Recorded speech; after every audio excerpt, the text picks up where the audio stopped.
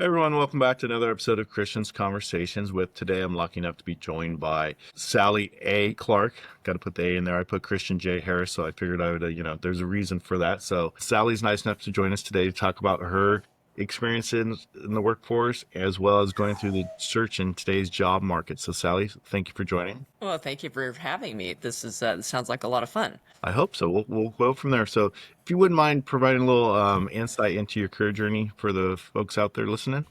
Sure. The majority of actually, I think all of my professional career, I spent at one company, Wells Fargo. It was, great company. And last year, due to some corporate restructuring and some strategy that I was laid off.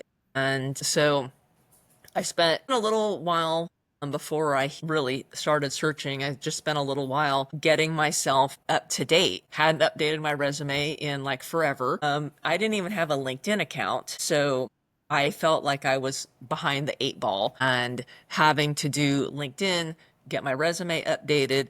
The figure out like, well, what do I want to do when I grow up? And, where do I want to go? So it was a lot of research kind of on the front end and figuring out. Sometimes it's easier to figure out, oh yeah, this is what I want, but really I think sometimes the question is more of what you don't want. And some people kind of operate reverse, like, know what I don't want. Well, then the hard part is figuring out what you want. So I've been plugging away and being really intentional about what I'm looking for. And the whole time of, it's great when recruiters reach out to you, but you also have to understand that some of those are scammers and wade through some of that scammy BS. And, as far as like LinkedIn and figuring out what it is that you're looking for, it's been getting easier because you just become a little bit more, you get more clarity as you go on. So I'm a little frustrated, but I also feel like I'm starting to get some more traction in my job search. I'd love to get back to working, but it's realizing it's trying to find the right job, the right company, and the right fit. Because I don't want to just start something and then just go. This was a really bad mistake, and then be unhappy, and then starting the job search process all over again. Yeah, I think that's what a lot of people are trying to do.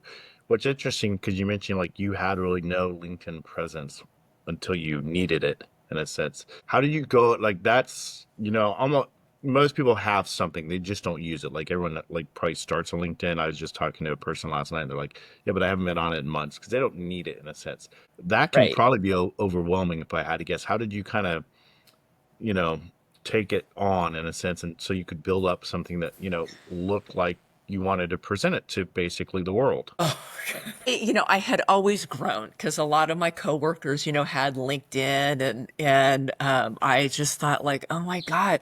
To me, it's always hard to talk about yourself, your little brag book and all the accomplishments that you've done. And to me, that's kind of like how I viewed LinkedIn. It's like, oh my God, now I gotta write about like what I did and what I'm looking for. And then branding.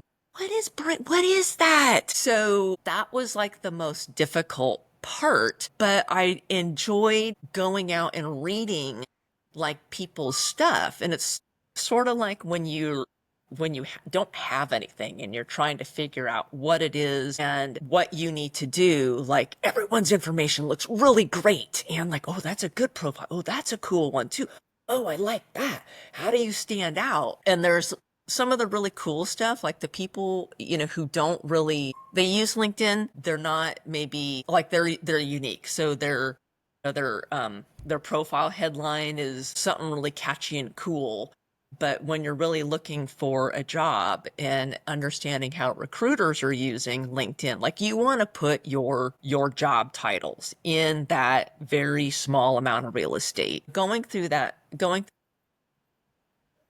I'm not a social person. Let me rephrase that. As far as the socials, I don't really quite have a presence. I don't really like to be on LinkedIn, but I love reading the stories. I love reading people's information. I love all the helpful stuff. And so for my use on LinkedIn, it's incredibly useful. And hearing some other recruiters who are on LinkedIn all the time, like this one guy I follow, he gets kind of irritated because there's some people that have like a lot of connections and a lot of followers, and like they're not using it well. And like he will kind of call them out. He's like, you have X number of followers, why are you not giving back and helping some of these people? It's understanding that it's not just about your job search, it's helping others, and I really enjoy that. So as far as my transition into LinkedIn, yeah, again, it's still hard to talk about yourself, making posts and stuff, but it's also kind of a going through the LinkedIn process, the job search, it's also some self-discovery. Hey, I am kind of detail oriented, and articulating that because you are it's your brand. I mean, people are looking at you potentially like, I'm going to hire this person. Or when you apply for a job, the recruiter is probably going to go check yourself out on LinkedIn and see like, what are they posting? What's going on out there. So, it's been a lot of self-discovery. I enjoy it, but I'm just like, I don't really enjoy posting that much. Well, I don't think you give yourself enough credit in a sense because you may be new to it, but I've looked at your posts and you have done a great job of posting your likes and dislikes on what people are doing. So I mean that's being social, that's taking advantage of the tool, and that's good. Yeah. And you're right, it is a little brag book in a sense, but what you I think are realizing, and like you said, self-discovery. If you don't do it for yourself, you have to have those people on your team that are going to do it for you. And that's the great thing about LinkedIn too, especially if Right. you have people going, hey, whatever position may be, Sally would be a great fit or Johnny may be a great fit. That's how you take advantage of this network, in Yeah. case you're not Yeah. wanting to say, hey, look at me, look what I've done. And I think we're all a little guilty of that because whenever you do an interview, it's always, well, tell me what you're good at in a sense. Well, I can't really do that, but I can tell you what I need to improve on. But there are a Yeah. hundred things that in theory that I'm good at. But I don't want, Yeah. people don't want to say that about themselves, but you have to. I mean, you'll learn from the tool, as I think you are. You have to do those things because that's what they're going to Yeah. see. Yeah. Yeah. Whatever They're metrics gonna see they're that going you to see. have to promote yourself. Yes, absolutely. Well, and it's the same thing, like, when you've been in a position, it really is the same thing of you have to promote yourself if you want that raise or you want a promotion, that you need to advocate for yourself. And that really is, as you said, like on LinkedIn, you're advocating for yourself. LinkedIn is not Facebook. So, you're not posting your pictures of like the latest thing that your meal, or well, okay, some people post some cats and their animal pictures, but you really are selling yourself, and it's important to come across as authentic and vulnerable, to like it's just nice to see that I'm a real person. I have these same feelings that probably 99% of everyone else on LinkedIn does. So it's a really good platform to be able to come out and go, I had, this interview was really difficult, or that I'm frustrated and I've done da da da da da. Guaranteed someone else has the same feelings. And it's validating not only for the poster, but also for the reader. Yeah, and that's a good point because, like I said, just in general, everyone's going through similar things. Some are different in various forms, but it's nice to be able to see that Hmm. whether it be a positive or negative, like, hey, I'm not the only one out here experiencing it. You want to share your Right. highs and you want support when you have the lows. And I think that's one of the great things of LinkedIn. People like yourself are out there, you know, saying if they see a position they may think be a good fit for somebody else. I've seen it on your post, like, hey, reach out to this person. I've done it a handful of times myself, and people appreciate that. I mean, Hmm. because we are seeing that's one thing I've learned from these interviews is people want to help each other, and I think that's a Hmm. big benefit that you may not have realized, nor did I. Before we use LinkedIn, like, hey, how many connections can I get? Now it's Right. maybe I don't have as many connections, but if I can connect with a handful of those people, that's way better It's than the having right like thousands. connections. Yes, and that's what we're Yeah. looking for. Obviously, probably the one of the biggest challenges during your career would be being laid off, unfortunately. What's another challenge you faced in your career, and how'd you overcome it? Oh my God. What are the other challenges in my career and how did I overcome it? I think really and I think and it might be a generational thing as a Gen X, and I've kind of read a little bit about this. One of the challenges is that, and it translates to LinkedIn and promoting yourself. And I've always been the kind of person that here's my role and I need to make sure I articulate this that I do my role and I will go above and beyond. But I view that when someone says, about like your brag book, like, what did you do? I was like, well, I just did my job. Like, I will always go above and beyond and help someone out. And, they have a question, like, I may not have the answer, but I will research the HE double hockey sticks out of getting the answer and direct the person to the correct answer or be able to find the person who can answer that. And to me, that's like, well, I was just doing my job. So that's been one of the challenges in my career. Is to me, it's always like, well, I'm just, I'm doing my job. Back I've always gotten from my customers and some of my peers is that you always knew the answer. I always, I would have people come to me like, I don't know if you remember me, but like you helped me like 6 years ago. I was trying to find this documentation and you were able to find it. And I know I don't report up through your organization, but I can't find anyone to help me. And I just figured I'd reach out to you. And that's always been the highlight of my career. But I've never, to me, I'm like, I'm just doing my job. So Yeah. that's been the challenge. Yeah. And you're probably right. It's definitely a generational thing because in your mind, that is doing your job, but you are going above and beyond. And that's where you build relationships. Somebody's come back to Yeah. you, 6 months or 6 years after the fact and saying, hey, and because you made an impression and they know if they need Yeah. something done, they can't find anybody. Well, Sally can get it done. And that's, in any role that's huge. And people that are successful do that. Because otherwise, well, Yeah. sorry, that you don't, like I said, you don't report to me. Go talk to your boss. Well, no, that's not, if you have time, let's help people. And that's why Yeah. um, Yeah. It was people come always back. about, helping. It's the customer service and you nailed it. It's the relationship building. Yeah. It really is the relationship building. And that's kind of one of the things I've discovered being laid off and being involved in LinkedIn is I'm the relationship. I'm the bridge. I'm the liaison. I'm, taking the technical and digesting it for the non-technical people and being able to break things down in non-technical fashion and be the person to talk people down off the proverbial ledge. I think it's great that were with the company for an extended period of time. And I think because you have some great insights. Obviously with the banking industry, probably when you started is completely different than it was when you left. Yes. And I think that that's huge when you go looking for a job because it shows you can do many different roles.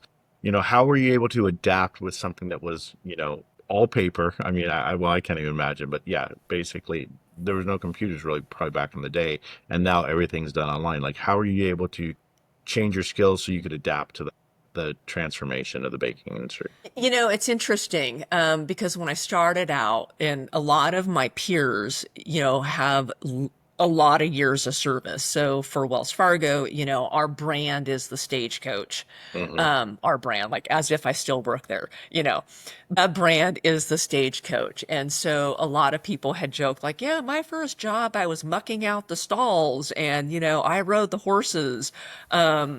And the transformation in financial services in the banking industry, I saw it go from our branch hours for like 10 to 3, and the joke was like it was the 2 martini lunch for the executives. Yeah.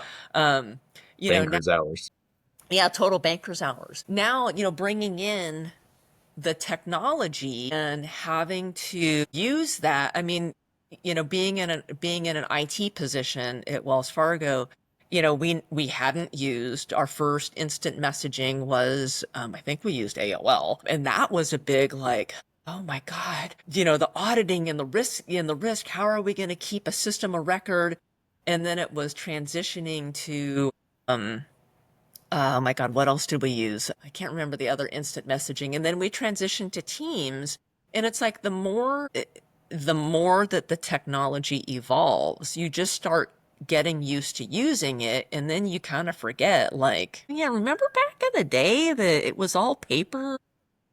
We actually like picked up the phone or we walked over to someone's desk to do something. And for managing the technology and my growth, it was always something in my position of, hey, I need someone to go check this out. Can you futz around with it? And I've always been a curious person. I'm like, well, okay, I could probably look that up online and maybe figure out how to do it. I'm like, well, let's take my mouse and well, let's see what this does, poking around. And that's been kind of the technology evolution for me and seeing how Wells Fargo had grown technology wise. Pretty cool to see.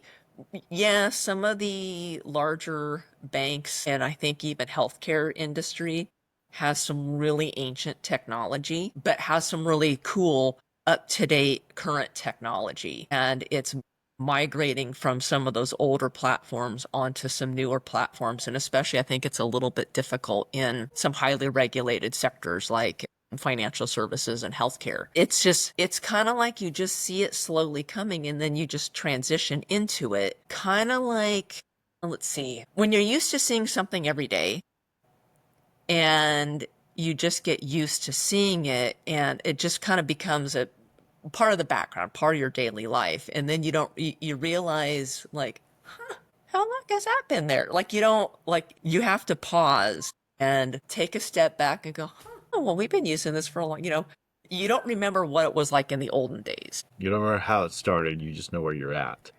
Right, exactly. You don't know how it started, you just know how you're where. And that's, I think, in any industry with technology, everyone has to adapt and learn. And you're right. Based on my background, I work with a lot of banking and healthcare and various companies, and you'll see some are pro technology. I think everyone's having to be nowadays, but that was always our sell. Like, hey, this is where it's going. And Right. there would be some people, industries that would be like, no, no, no, especially from a financial standpoint, there were, audits and concerns there. So it's like making sure everyone's up to par because the last thing they want to do is get fined. So it's interesting to see how do you how do you think those skill sets translate to like outside the financial industry for you? Like, I mean, I know people look at maybe a resume or something on LinkedIn and they go, okay, we know she knows banking. In your opinion, how does that translate? How's that helpful? So, interesting question. A former coworker of mine who left Wells, I don't remember what, 6, 7 years ago. I saw her on LinkedIn and she's working for one of the local hospital healthcare servicers here in Sacramento. And I reached out to her and she said, she goes, our skill set in financial services translates really well over to healthcare because it's highly regulated, process intensive, policy, procedures. And I was like, she's right. Um, and I'm finding that yes, that's the case. As I kind of use more of like Chat GPT and AI, and just kind of throwing in some of those questions of like, what are some of the, governing bodies and regulations between like healthcare and financial services and getting some of that information back. And I'm like, huh, interesting. What solidified it even more was I had applied for a job to Kaiser and just through some advice of my former coworker, she's like, why don't you take like a HIPAA class? And I took this HIPAA certification. It was building HIPAA frameworks. And through the whole thing, I was like, oh my God, this is like financial services 101 as far as the, risk and compliance. And you just have to interchange for healthcare. It's patient information For financial services, it's customer information. Yeah. You know, it's stripping out the some identifying information. So for healthcare, it would be like maybe a patient name and like a medical record number and Hmm. or a diagnosis. For financial services, it's customer name, maybe social security number and something else. And I was really, really surprised at the absolute similarities between HIPAA compliance and all the compliance training that we've done in financial services, very similar. So, for highly regulated sectors, my skill set, especially in process, policy, procedures, is highly transferable. It's just, like IT is IT. Hmm. It doesn't really matter the sector. You just have to translate or insert some different tools and languages between the sectors. And you should be able to, with a little bit of, shouldn't be a huge learning curve, but it's just a little bit different language. The terminologies. I mean, like you said, it's very Yeah. similar. It's just Yeah. instead Similar of one, the terminology. other. I Yeah. mean, so you brought up something I was actually going to ask, so I'll do it now. So I've noticed you have done some certifications, and I think that is important. How do you go about this? Because there are so many, especially just on LinkedIn. I mean, without even going to other sites, how do you decide out of all what's available, like what you should kind of focus in on? Because you could, it's a rabbit hole, right? You start one and you go. Also, for you, how do you decide what's important to you? Oh God, yeah. As someone who's totally curious and a learner, it's like, oh, that looks really interesting. And probably a little bit of ADD too is if I could be a professional student, I probably would be. It's really you have to take a step back and go the time and effort, where am I going to get the biggest bang for my buck? So, looking at different sectors, probably maybe like if I'm looking at transitioning to healthcare, so some HIPAA stuff, maybe even some foundational knowledge in one of the big software platforms for healthcare is Epic. Taking something like that and maybe doing a little short certification, also looking at the job descriptions that I'm looking for, and I see the requirements, and some of them will say like looking for like a master's degree or um, Lean Six Sigma or Yes. business process analysis or something like that. I'm like, okay, so if a lot of these are asking for that, then that's maybe where I need to also focus my time. Have enrolled in ServiceNow University. They have a business process analyst course that I have enrolled in. It doesn't actually translate over to the international, I think it's the IBAA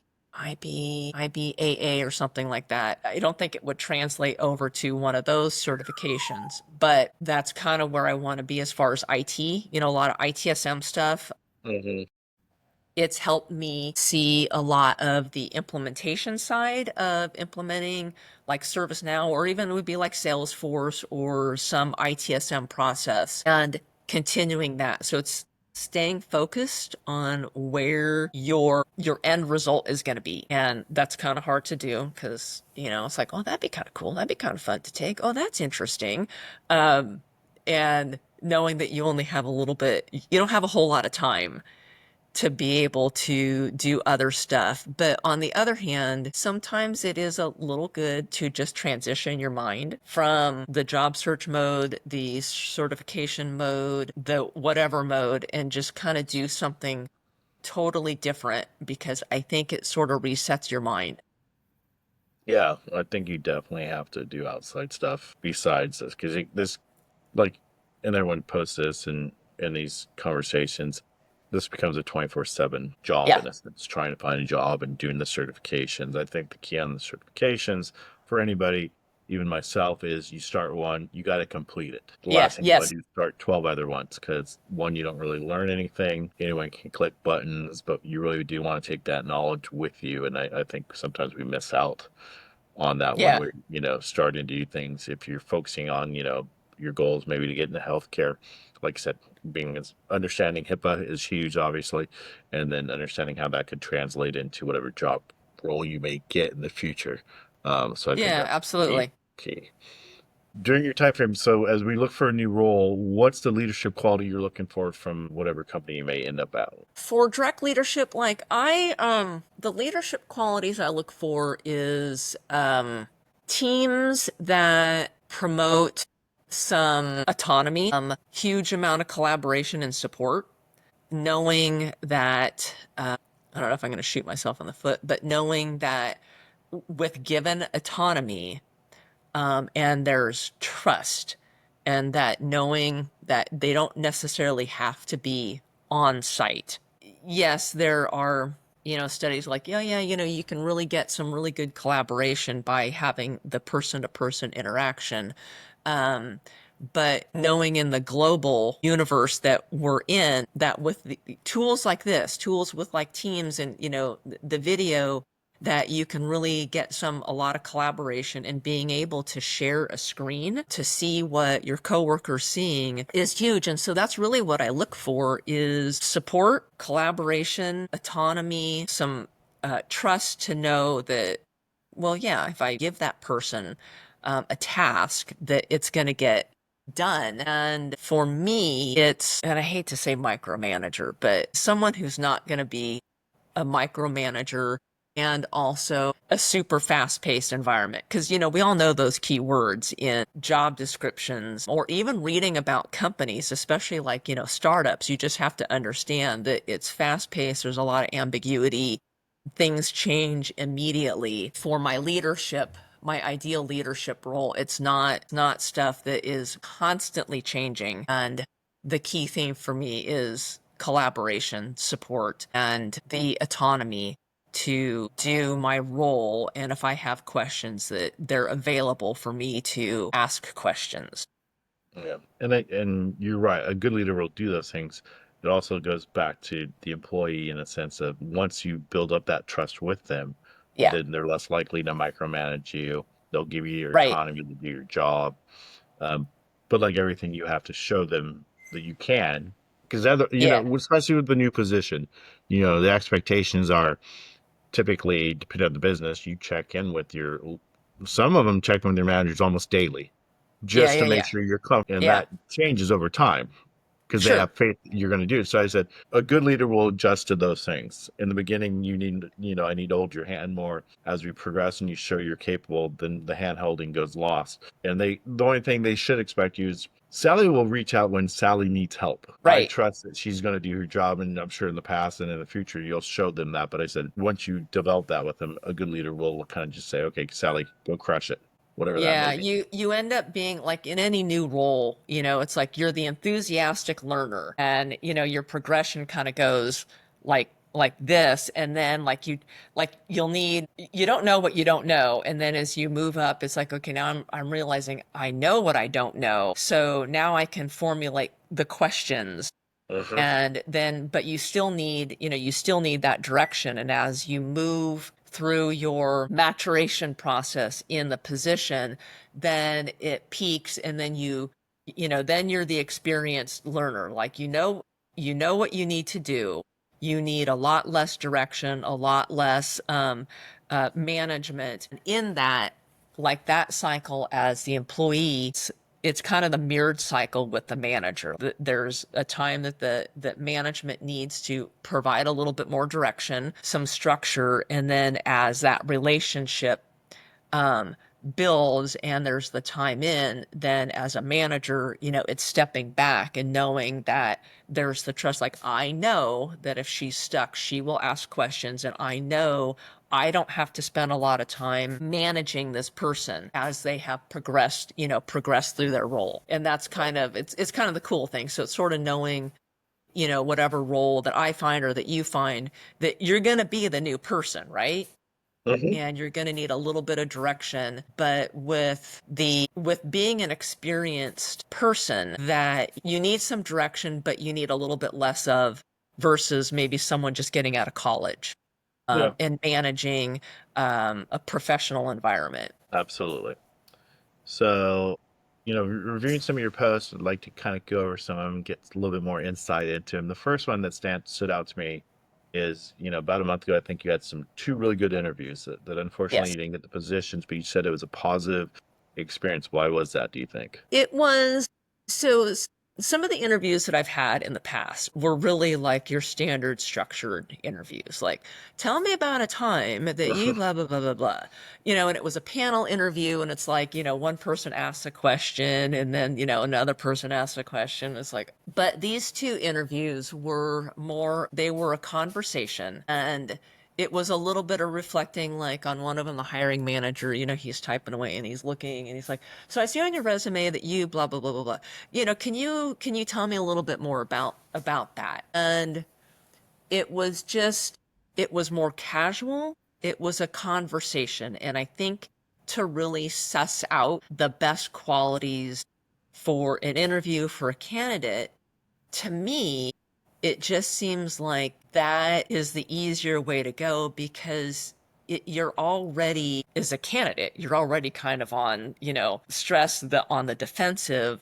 And as the hiring manager, can do everything that they can to make it easy and comfortable, you're going to get, I think, more of a conversation and more information out of that. And that's to me why those were successful. The other role that I interviewed for, it was with a senior manager, and I didn't know at the time, but she also included another senior manager because it was a partner role. She partnered with this other manager, and the position was reporting to the senior manager but supporting this other manager. And I think had I known, it would have been like, my God, I'm, interviewing with two senior managers. But the cool thing about that is they had a really good, I could tell they had a really good working relationship and a really good partnership. And so when I looked at the role, that it was, again, reporting to one manager, supporting another manager, normally you would probably go, oh my God, I could see a lot of ambiguity here, or Mhm. some, kind of like, well, my manager told me to do this, but the other Yeah. manager wanted me to do. To me, it seemed like it was really with their working relationship, very supportive. And that interview also was not so tell me about a time that you did. It was really like, yeah, so I see on your resume that you did. So do you have any experience in that? Tell me a little bit about that. It was really just more of clarifying. And I think by just being able to have the conversation, that they could tell, yes, I could put two words together. I can articulate my thoughts.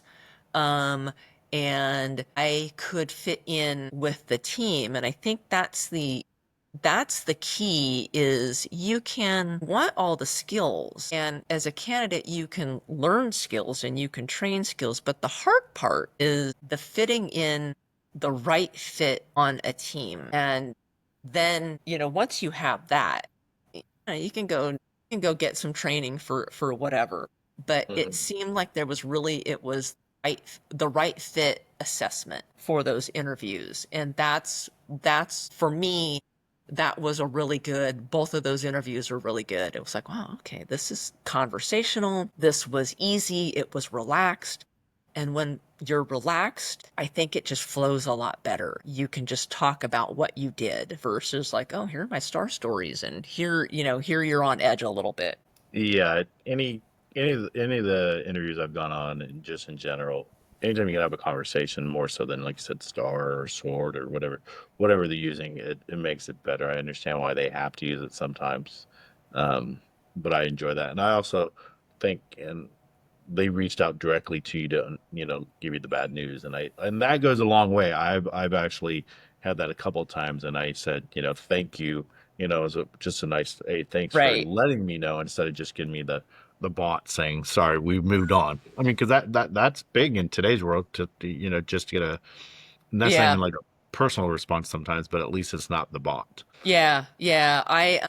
On the one that I didn't get, the recruiter he did call me, and that was really nice. We had a nice conversation. He could have done the really crappy thing and I'm just going to do the automated message. But he was super nice. And then the other one that I didn't get, when I was applying for the position, the recruiter had some follow-up questions, and then they said, so if you want to just check the status of your application, go to your portal. Yeah. And so that one, like, they didn't actually tell me. I had to go to the portal to see I wasn't in consideration. But the cool, well, I don't want to say the cool thing, but the cool thing is with some advice from someone on LinkedIn to kind of keep that connection going. I did have the email of the hiring manager because she had directly set up the Teams interview, and I sent her an email and I just mentioned a couple things about what I really liked about the process, and her working relationship with the other manager was really attractive. And I said, I'm still really interested in the company, and if there's something in your area in the future, I'd like to be considered. What's the best way to stay in contact? Well, she replied back, and she didn't have to. Hmm. And she told me that I was an excellent candidate and that Kaiser would be lucky to have me, and to just keep checking the portal. And if there's something in her area, she would be, more than happy to keep an eye out or pass my resume along. And that was super positive. She didn't have to reply back. If I was not a good candidate, I don't think that she would have lied and said I was an excellent. I think she probably would have just like, you can just keep checking the portal Sure. and, look for open roles. But that felt really good to get that feedback from her and that positive. And I kind of feel like there's a little bit of a relationship there that she's willing to pass my resume along to for other roles. And I Yeah. actually did the same thing with the recruiter that I had been working with. I sent him a note thanking him for his time, and I liked how he spelled out the process. And if there's anything that he sees that I might be a good fit for, I'd love for him to send it my way. And there was just a recent role that popped up and I didn't have a job alert on. And I think he actually sent it to me to apply for, because I was like, this came from talent acquisition. I'm like, I don't remember putting a job alert on here. So I think Yeah. he actually sent it to me. So, which is again, it's about creating relationships, right? Yeah, it absolutely is. And you almost have to treat it like if you were in sales, Right. today might not be a good fit, but we always follow up, whether it be 3 months or 6 months, whatever the case is. Yeah, yeah, yeah. If there's contract end dates, when to follow back up. But on something like this, it's just periodically checking to see if jobs are, even if they love you, they move, in a sense, they move on, which is understandable. They're doing their own job. But if you do Sure. see something that's, hey, Sally, I noticed this opened up. Does this report directly to you? And if not, do you know who I could reach out to? And if you made that impression, they will take that time. I mean, I've had plenty of people do it. Whether or not it goes anywhere, ultimately, it is up to Yeah. yourself or myself to get the job, but just having that person that, being your cheerleader can make that small difference to get you where you need to get. Yeah, and it's keeping your name top of mind. And as you said, it's the, hey, does this report to you? And if it doesn't, do you know, the hiring manager, maybe I can reach out to them. And again, it's just keeping your name top of mind. I notice you do what a lot of people are doing now, which is trying to promote other people. Not everyone does it, which I mean, I said I can understand both ways. Why is it important to you? Because it's always interesting to hear it from people. Why is that it's important to them to promote other people that they, if no at all? It's understanding that there's a lot of talent on LinkedIn and everyone's network is different, and it kind of goes back to paying it forward that Mhm. someone helped me and someone recognized me. And if I can promote someone else through my network, some of us are, interconnected. But if there's someone out there that just randomly, sees my post and like, yeah, hey, Christian, yeah, I think he might be the guy we're looking for. I'd love to. It's almost like if there was a finder's fee in promoting people, but I guess the finder's fee is being able to pay it forward and help someone out, because I know what I'm going through. And there's a lot of people out there who are in worse positions than I am. And Yeah. if I could help them get to their job faster, awesome. No, and you're absolutely right. There are people that, and you've probably seen them, that will post, "Hey, if you get me an interview, you get this. If you get me a job." I think one guy offered $10,000. I've not seen him post in a while, so hopefully he did get a job. But just, like I said, it's kind of make yourself different. And Yeah, right. to be honest, most people would pay somebody. Most people do out of the goodness of their heart, but if you got me a job or somebody did and you're proactively doing it, whether it be a nice dinner or pure cash, everyone would do it. I mean, in a Right. heart. Yeah. Yeah. I mean, Yeah. Yeah. Because it's all about, I think from a company perspective, it's like you want that known quantity, right? yep. So it's if I know that Christian referred this person and that he can say like, yeah, Sally, I've talked to her, really articulate. She may not have all the answers, but guaranteed that she knows where to go find them and that she could ramp up pretty quickly. Like to me, half of their work is already done. Like you're getting like here's someone who's vouching for you. And if I can do that for someone, awesome. Yeah. That's great that you're willing to do that. So it's almost similar, but we know scammers for like talent acquisition are probably never been bigger. And I see you proactively like trying to point that out. A lot of people say like, "Hey, beware of scammers." I think when I was reviewing your posts, I saw like 4 or 5 like specific like, "Hey, I think there was a Tesla one. Dude was a CEO from somewhere, and you're sharing that with people." And I don't think I've seen that on anybody else's post, like where they're proactively sharing the experience and who those people are, just to make it fresh in people's minds. I think that's awesome. I mean, when I first started out on LinkedIn, of course, when you have the open to work banner, that is, you're a magnet for resume writers, career coaches, talent acquisition, and it's wading through all that noise to find really good ones that are not scammers and, ones who aren't looking to build their information base. And it's just some of them are getting kind of sophisticated of, first name, last name, at um at northropgrumman.com. And you're like, why is, wow, that's, my God, they're reaching out to me. Well, realizing like, no, the email domain is not northropgrumman.com. I think it's ngr.com. And they're just looking to steal your information. Recently, that happened to me. Someone's account got hacked and they wanted my resume. And I said, not unless you have a position available. And he goes, okay, well, here are the job details. And it's with this company. And I was rushed and we were trying to get out of town. And, I was looking for the position at the company's website. I'm like, I am not seeing this. Well, yeah, okay. I gave my resume to the person. And then, like a few days later, I'm getting an email from nina.love@northropgrumman.com. And I'm like,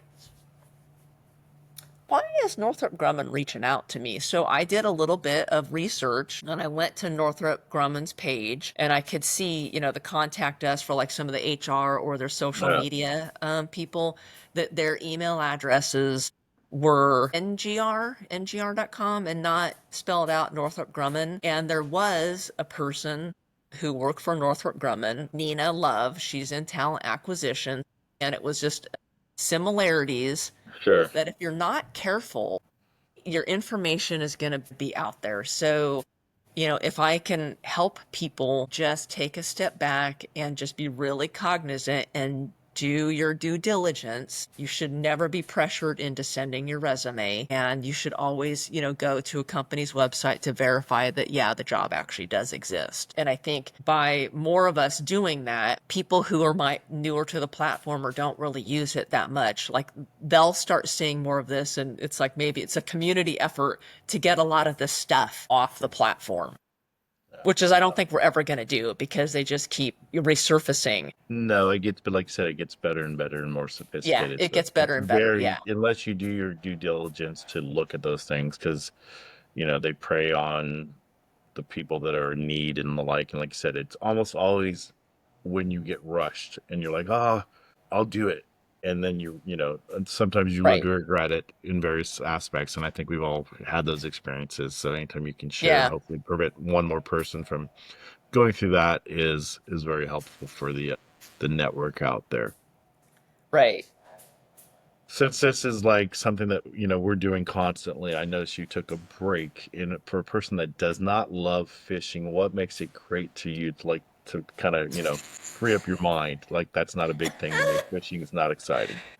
For me, I love to fish in the mountains, and it's being able to be in the mountains and, hike to a stream, and it's usually, beautiful locations, and it's problem solving. So I can't go by a stream or a body of water without going, "Oh, fish are holding in there. Oh, I bet you they're holding underneath that log, or look at that structure over there. Or what kind of fly am I going to have to use on that? Are they, look, they're rising. No, they're not rising. It's the problem solving, and it's the process of elimination. And even though the mind is still working, it's working on like fishing stuff. I'm not, I can take the break from the job search stuff and the upskilling stuff and just enjoy the scenery. I mean, I love watching fishing on YouTube, and I get the opportunity to, what I say, go on virtual vacations with people, that I can see some beautiful locations when people post their fishing stuff on YouTube. And it's just, to me, there's something very exciting of when you can figure out the right fly combination and get a trout to rise on your fly, and being able to land something, especially then if you're going to eat it for dinner. But that's just, yeah. My dad was a fisherman, and we went fishing as kids, and I got out of it. And then in my 30s, I started to get back into it again. And I think it's just about like being in the mountains and hiking, and you got your fishing pole and going to a high mountain lake or stream. Favorite fish to catch and largest one you've ever caught? I am a trout person. Again, high mountain lakes and streams, so it's trout. I have done some bass fishing a little bit, and that is super exciting because bass, they hit it hard, and that's pretty exciting. But the largest fish I caught, we have done some guide boats, and that one of them we did just recently was Pyramid Lake in Nevada. The cutthroat trout are absolutely ginormous in Pyramid Lake, and I think it was probably a 26 incher. I think I posted it on LinkedIn. That's how I saw Yeah, that. yeah, yeah, yeah. That was one of my largest ones without guide service, just on a stream. I think it was like an 18-inch rainbow trout on a high mountain stream. Really, my experience is trout fishing, and that would be my favorite fish. Nice. Okay, so in your profile, I saw one of the boldest statements I've seen on LinkedIn ever. So as we wrap this up, I gotta ask: you can fold a fitted sheet? I don't believe it. I can fold a fitted sheet. I can fold a fitted sheet. Yeah. Yeah. Nice. It's take the corners, put them together, take another corner, put it together, and then you just fold it up.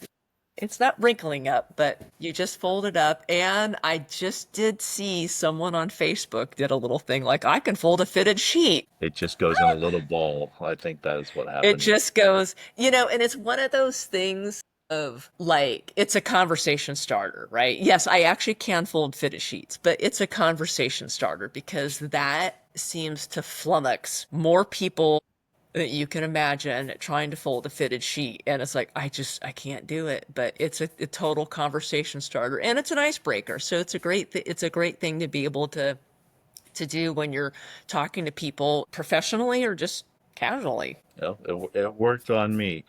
Yeah. No, no, and I agree. And I said one day I'll hope to master that. So, Sally, I appreciate you sharing your experiences with me today. I think it's insightful. I think, like you said, people want to hear other people are going through the same things. And, it puts a smile on people's face, to learn a little bit about people they don't see on LinkedIn. And I think you did a great job sharing that. I wish you the best of luck in your journey, and hopefully you find something soon that you're wanting to do. I do too, Christian. I appreciate you reaching out. This was awesome. And I hope that you keep doing this because I think it's important. It's important for you. It's important for other people. And it's learning a lot. And I'm glad that now we're connected. Absolutely. Well, you have a great rest of your day, and hopefully we cross paths in the future. Thank you. Appreciate Thank you. it. Bye. Bye bye.